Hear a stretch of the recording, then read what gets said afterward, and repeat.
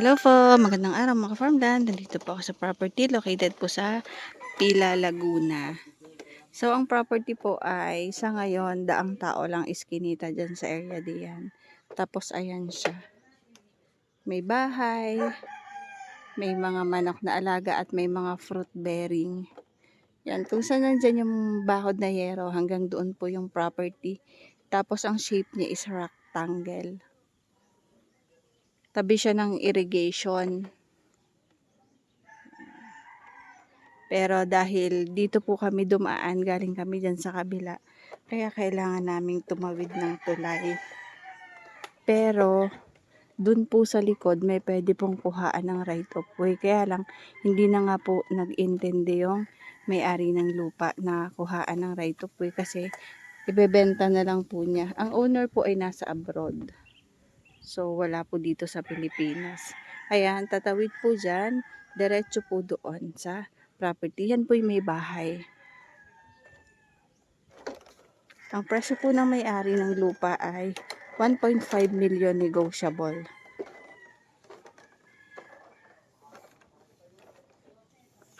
Almost 1,000 square meter po. Ito po ay clean title property. Yan. So, pag ganun pa.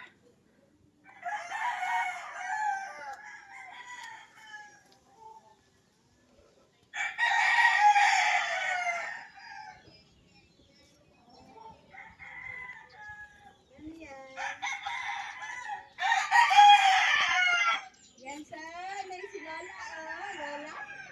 Si Lola. Ay, yes.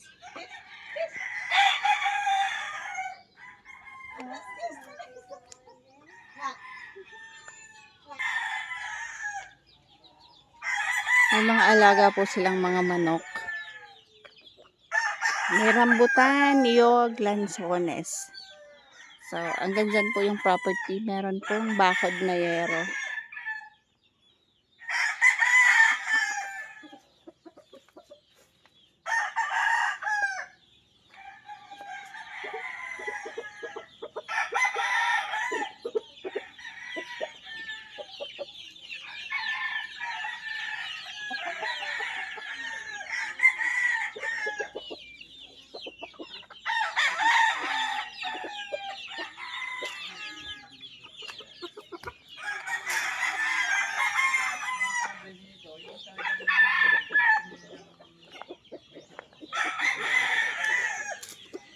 Almost 1,000 square meter po. Flat land. Yung sa mga client po na gusto po ay malayo sa kalsada. Ito po. Tawid pa ng irrigation.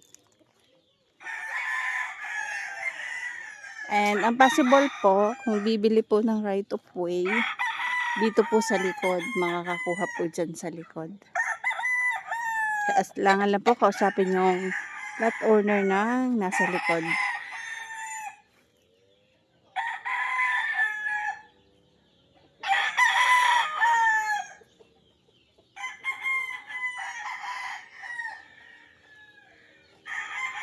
May 187 square meter.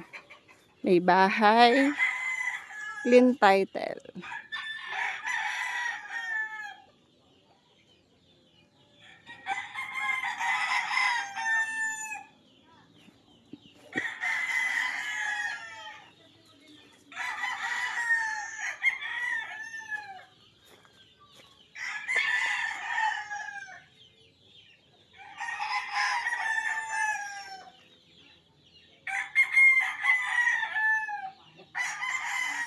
Lapit lang po ito sa Bellavita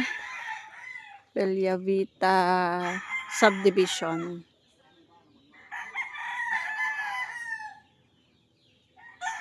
Dahil po lansones. May rambutan din, tas may isang niyog. Tas yan nga, concrete yung bahay.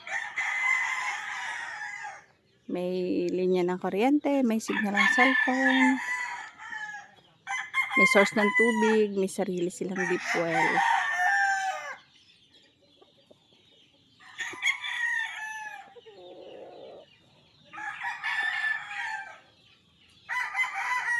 Ang mga manok po, hindi po kasama sa bentahan. So, ang presyo po ng owner is 1.5 million po. Negotiable naman. Located po ito sa Barangay Masiko, Pila, Laguna. So, sa ngayon po, daang tao pa lang. Pero, kung sakaling gustong bumili ng right of way, pwede naman po dito sa likod ang daan. Diretso po sa may tapat po ng Bella Vita.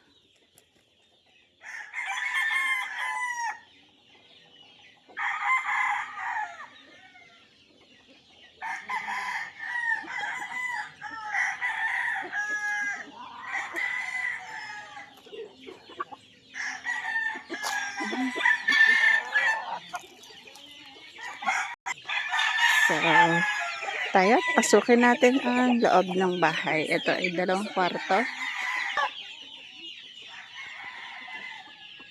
Ituturo ako ni ate sa bahay nila. Yan, may terrace. Terrace yan. Paikot doon. Sige po. Tapos 2 kwarto. Ay, ano po? Sige po, sige. Ito po. 2 kwarto. Tapos, Meron na rin kami yung sarili ko opo, may sarili pong linya ng kuryente. Ano po? Tsaka drink. May tubig. Opo.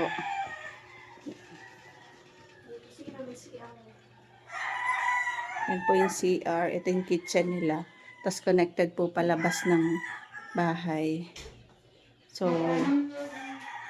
sakto lang po sa pang-retirement home.